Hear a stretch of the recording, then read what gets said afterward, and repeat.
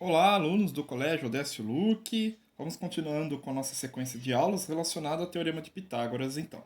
Nessa aula, vamos fazer alguns exemplos de resolução de problemas, né? Situações problemas que vão ter aí como base o Teorema de Pitágoras para a gente estar resolvendo. Então, o problema número 1 aí que nós vamos resolver diz o seguinte: os lados de um triângulo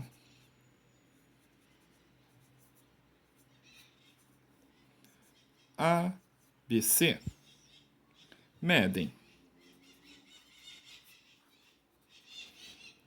13, 12 e 5 centímetros. Cada um aí mede esses valores, então. E aí a questão é: mostre que esse triângulo é retângulo.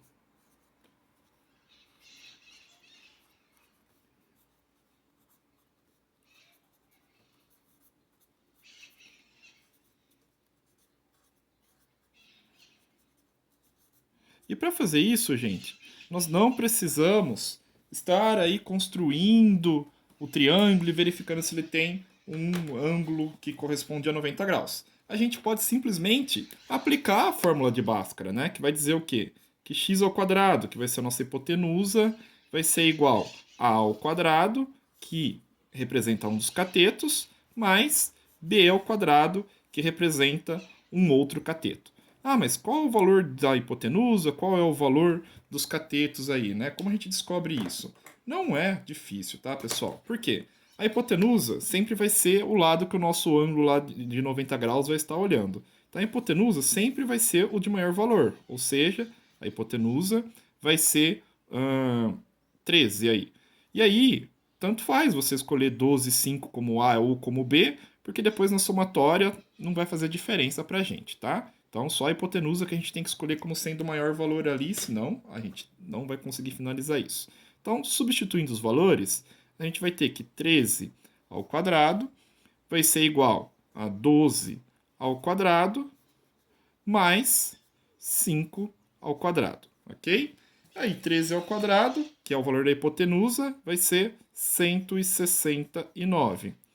12 ao quadrado é igual a 144, 12 vezes 12, mais 5 ao quadrado, que é igual a 25. Fazendo esse cálculo, então, a gente vai ter que 169 é igual a 149 mais 25, que é 169 também. Então, aqui nós encontramos que realmente o quadrado da hipotenusa é igual à somatória dos quadrados dos catetos, ou seja, 169 é igual a 169. Quando isso ocorre, quer dizer que temos um ângulo reto dentro desse triângulo e, obtendo então um ângulo reto, ele é sim um triângulo retângulo. Ok, turminha? Tranquilo quanto a isso? Belezinha, belezinha, belezinha? Então é uma forma de provar que o triângulo é retângulo sem necessariamente fazer o desenho do triângulo e medir este ângulo aí, né? E mesmo fazendo o desenho, se a gente não fizer um desenho perfeito na hora de realizar a medida do ângulo, pode ser que a gente não encontre os exatos 90 graus, né? Aqui então fica uma forma bem fácil de estar provando aí, menos trabalhosa do que construir todo esse triângulo. Uma segunda situação problema, deixa eu pegar minha reguinha aqui. As maritaca que tá cantando aqui hoje. Eu moro perto do horto aqui em Rio Claro. Aí as maritaca, chega essa hora, final da tarde, começo da manhã e final da tarde, elas cantam que é uma beleza. No segundo exercício, então, nós vamos ter um triângulo aí. Não vou medir, tá? Vou construir meio aleatório esse triângulo. Até passou um pouco aqui a medida, mas tudo bem, faz de conta que esse pedacinho aqui não existe. E aí eu vou dizer o seguinte, olha. Aqui nós temos um ângulo reto, bem aqui. Ou seja, um ângulo de 90 graus, ou seja, este triângulo é retângulo. E aí, se esse aqui é o nosso ângulo de 90 graus, este aqui vai ser a nossa hipotenusa. Hipotenusa, então, eu vou chamar de x, tá? Esse é o nosso x, eu vou ter que descobrir essa medida, só que para isso eu vou passar duas informações. Eu tenho que esse lado mede a raiz quadrada de 5 e este outro lado também mede a raiz quadrada de 5. Então, para descobrir a medida aqui do x, a gente vai fazer o quê? Aplicar a formulinha lá de Bhaskara, né? Desculpa, Pitágoras. X ao quadrado é igual, então, a ao quadrado mais b ao quadrado. X ao quadrado nós não sabemos qual é o valor, vai permanecer como x. A ao quadrado é a raiz de 5, raiz quadrada de 5. Tudo isso elevado ao quadrado, mais b ao quadrado, que também é a raiz quadrada de 5, elevado ao quadrado. Como a gente faz isso, né? Como eu tenho raiz quadrada elevada ao quadrado, é a raiz quadrada vezes a raiz quadrada. Ou seja, este quadrado anula a raiz quadrada. Aqui é a mesma coisa. Este aqui anula a raiz quadrada. Então, nós teremos aqui que x ao quadrado é igual a, então, 5 mais 5. Ou seja, x ao quadrado vai ser igual a 10. Mas eu não quero saber x ao quadrado, e sim quero saber x. Então, o que eu faço? Aplico a raiz quadrada aqui. Temos, então, que x vai ser igual a raiz quadrada de 10 e resolvemos mais este probleminha aqui, ok? Essa situação, problema. O exercício 3 é um exercício bem elaboradozinho. A gente vai ter que ficar aplicando uma sequência aí de triângulos, retângulos, para descobrir todas as medidas, tá? Vamos desenhar aqui essa figura, então, no exercício 3. Temos um trapézio aí. Aqui a régua só tá para manter as medidas retas, tá? Mas eu não vou usar as unidades de medidas da régua, só vou usar como apoio para manter tudo retinho, bonitinho aqui.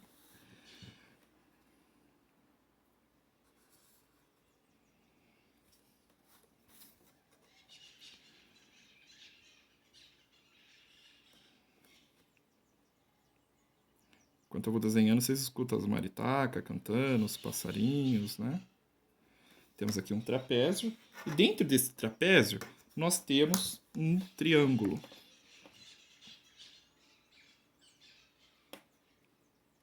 Deixa eu medir aqui certinho.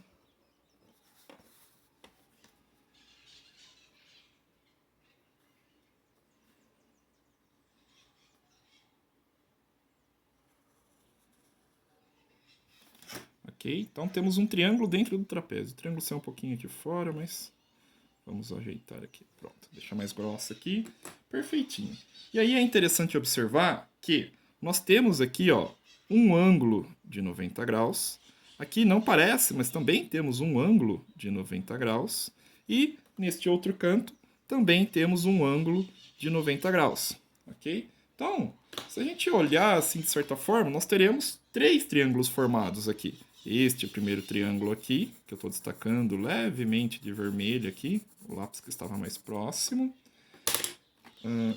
Este outro triângulo, que eu vou ver se meu marca-texto está funcionando, que eu vou dar essa destacadinha meio de amarelo fosforescente aqui. Ok? E, por fim, temos mais um triângulo, que eu não tenho cor nenhuma para pintar, vou pintar de vermelhinho aqui, o vermelho canetinha. Este outro triângulo que eu plantei de vermelho canetinha, ok? E aí nós temos algumas medidas a destacar aqui. Os pontos, né, como se fosse lá no nosso plano cartesiano. Este aqui seria o ponto M, então, esse cantinho. Este aqui, o ponto Q. Este, o ponto P de Paulo. Este, o ponto N. E aqui um ponto R, ok? Belezinha, belezinha, belezinha. Vamos dar alguns nomes para as medidas internas desse triângulo. Nós não sabemos essas medidas e vamos ter que descobrir. Então, essa primeira medida aqui, ó, eu vou chamar de A. Eu não sei quanto mede A. Aqui, eu vou chamar de B, de bosque. E essa outra medida maior aqui, vamos chamar de C. Ok? Ok, ok? Mas, para descobrir essas 3 medidas A, B e C, nós precisamos de algumas outras medidas, senão se torna impossível o nosso trabalho, né? Então, essa medida aqui, PN, tem o valor de 4. Essa medida RN aqui tem o valor 2. MN também mede 2. E Q mede 1, ok? Em cima disso, agora, eu consigo já ir trabalhando com esses triângulos todos formados até encontrar todos os valores que eu vou querer. Na verdade, vou colocar algumas questõezinhas aqui para nós agora. A questão A é a medida de A, ou seja, a medida dessa hipotenusa aqui, quando a gente considerar só esse triângulozinho vermelho, medida de A. Na questão B, eu vou querer saber a medida de B. Oh! E na questão C, a medida de o quê? De o quê? C. E na questão D, gente, eu vou querer saber o perímetro deste trapézio aqui, esse trapezião que nós construímos, o trapézio MQPN, né? Ou seja, esse trapézio que faz a junção de todas essas medidas aqui que nós estamos observando, tá? Na verdade, a gente quase consegue já descobrir a medida do trapézio todo. A gente tem essa medida de QN, temos de MN junto, temos a de PN, mas não temos C. Então nós vamos ter que descobrir primeiro essa medida de C para descobrir a do trapézio. Mas para descobrir a C, nós vamos ter que descobrir A e B primeiro. Então a sequência que o exercício nos apresenta já se torna aí, facilita a resolução de tudo isso aí. Vamos começar então lá pela medida de A. Essa medidazinha aqui, ó. Para achar a medida de A, vamos trabalhar com esse triângulo que está aqui dentro, ó. Tá vendo? A gente tem um triângulo retângulo, então o A é onde meu ângulo reto está olhando, então ele é a hipotenusa. Então, A ao quadrado vai ser igual ao quê? Aos catetos ao quadrado, a somatória dos catetos ao quadrado. 1 ao quadrado mais 2 ao quadrado. Então, meu A ao quadrado vai ser igual. Esse A ficou parecendo 2, mas é A, hein? 1 ao quadrado vai dar 1 mesmo. 2 ao quadrado é 4. Então, A ao quadrado é igual a 5. A, então, vai ser igual a raiz quadrada de 5. Já achamos, então, a questão A. A representa a raiz quadrada de 5. Vamos para B. Essa era A. B.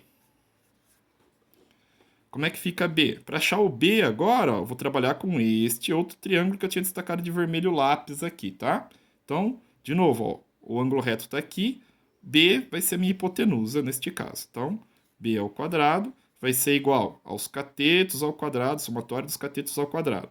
Então, 2 ao quadrado mais 4 ao quadrado. Daqui nós saímos que B ao quadrado é igual, então, a 4 mais 4 ao quadrado, 16.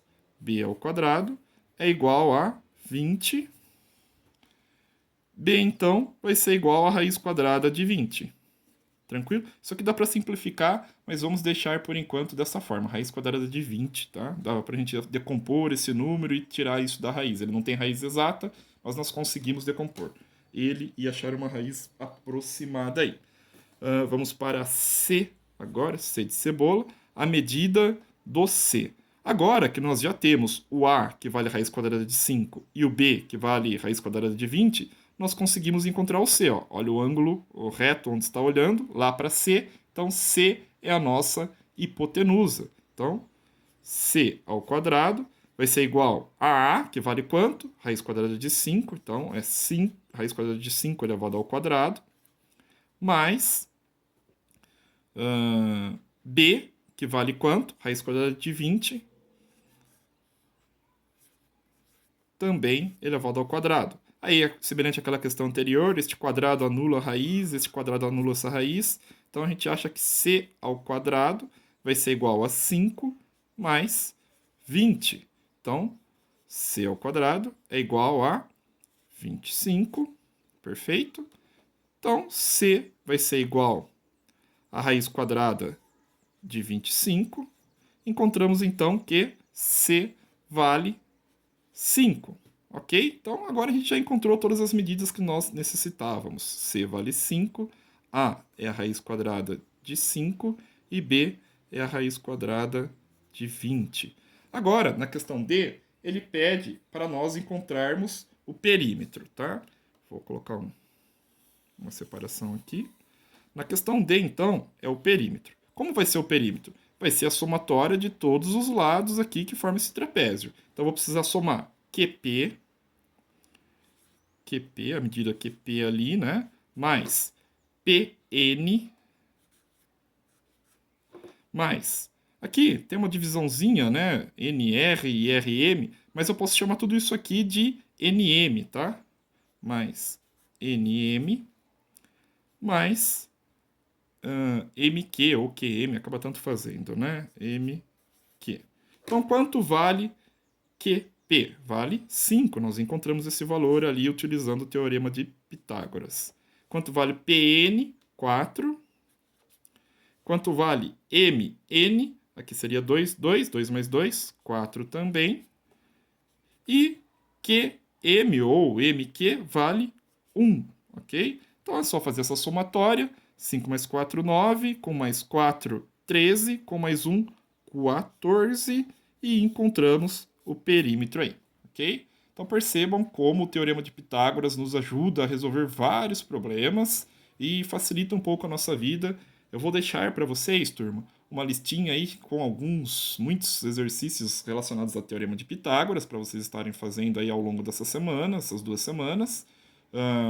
E, como sempre, dúvidas me mandem via e-mail, me manda via WhatsApp. Lembrando que o WhatsApp eu sempre respondo de forma mais rápida e a gente consegue sanar as dúvidas e resolver os problemas, ok? Muito obrigado pela atenção. Tenham todos aí uma ótima semana, uma ótima quinzena e até a nossa próxima aula.